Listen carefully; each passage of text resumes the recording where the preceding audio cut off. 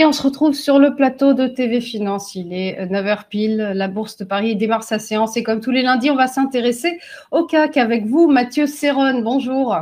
Bonjour Roselyne. Vous êtes trader pour compte propre. Alors on le disait, l'indice parisien est donc aux portes des 8000 points, cap pour le moins symbolique. Jusqu'où ira cette ascension ? Difficile de répondre à cette question-là. Je pense que personne ne le sait. Et en tout cas, on a des records un petit peu partout. Le CAC, vous en parliez, qui tutoie les 8000 points. Le SP500, le Nasdaq, le Dow Jones, le Nikkei. Donc, des records partout. Sur le CAC, la semaine dernière, troisième séance de hausse consécutive, ce qui porte la hausse à 1200 points. 1200 points de hausse sur le CAC en 4 mois. Puisqu'il y a 4 mois tout pile, le CAC était environ sous les 6800 points, donc quasiment 18% de reprise sur l'indice français. C'est à peu près le même ordre de grandeur ailleurs. Le SP500, par exemple, est en reprise par rapport à ce plus bas-là de 25%. C'est idem sur le Nasdaq.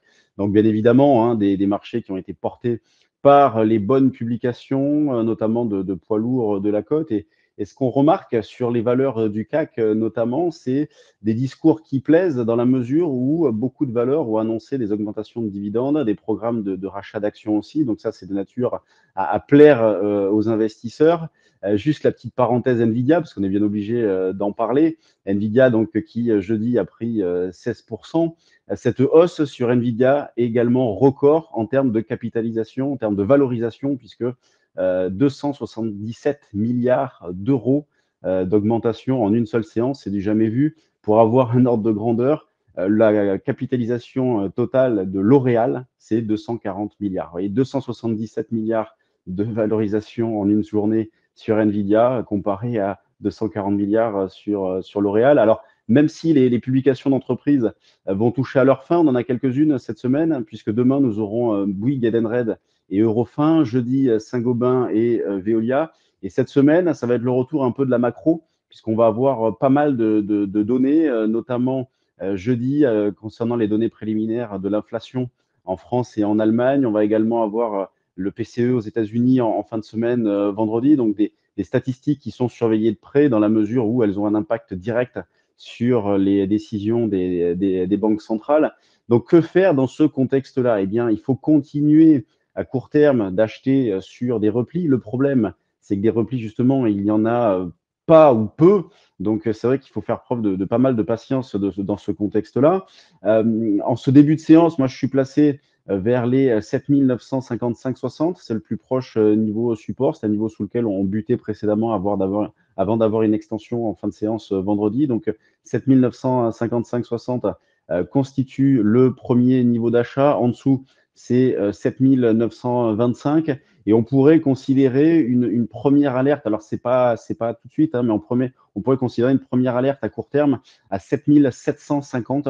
Donc, considérant que si on commençait à passer dessous, bon, il faudrait peut-être être davantage méfiant, attendre davantage des signaux techniques, moins pressés peut-être.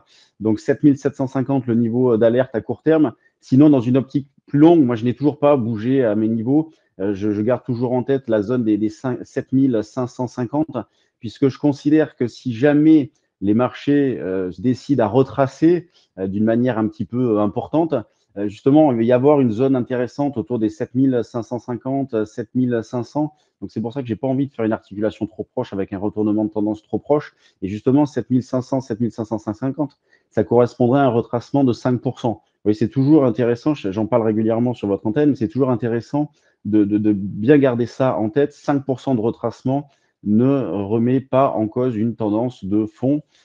Surtout là, comme je le disais tout à l'heure, des mouvements de l'ordre de 20-25% sur la plupart des indices. Donc 5%, c'est pas non plus méchant. Et si jamais on venait s'installer durablement sous cette zone-là, oui, on aurait des petits warnings qui seraient installés. Donc dans une optique longue, moyen-long terme, bon, on est sur, toujours pareil, des niveaux plutôt d'allègement, mais il faut conserver un solde dans la mesure où, pour l'instant, tous les signaux sont au vert. Et ce que je propose depuis quelques temps, et ce que je fais aussi, c'est la mise en place de couverture. On a une volatilité implicite qui reste toujours extrêmement basse, autour de 11 sur le CAC 40. Donc, plutôt que se poser trop de questions, eh bien, sur une liquidation éventuelle de portefeuille, je préfère garder des lignes en portefeuille, me couvrir Et vous voyez, par exemple, pour moins de 400 euros, on peut couvrir un portefeuille à hauteur de 75 000 euros. Donc, c'est des choses intéressantes à mettre en place. Et juste pour finir avec les options, petite révolution, on va dire, chez Euronext aujourd'hui, puisque Euronext lance les options jour, donc avec des durées de vie très courtes, hein, puisque ça sera uniquement sur la séance, des options qui font un carton aux États-Unis et qui arrivent donc sur le CAC. Alors, si jamais les market makers font leur boulot, ça peut être un outil supplémentaire agréable à travailler. Donc, ça peut permettre plein de choses, soit de la couverture, soit de la spéculation.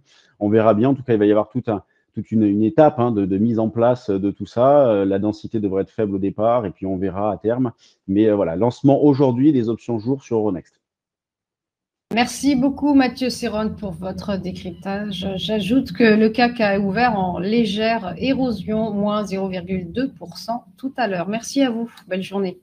À suivre après une nouvelle pause, on se retrouve pour les Market Movers. À tout de suite.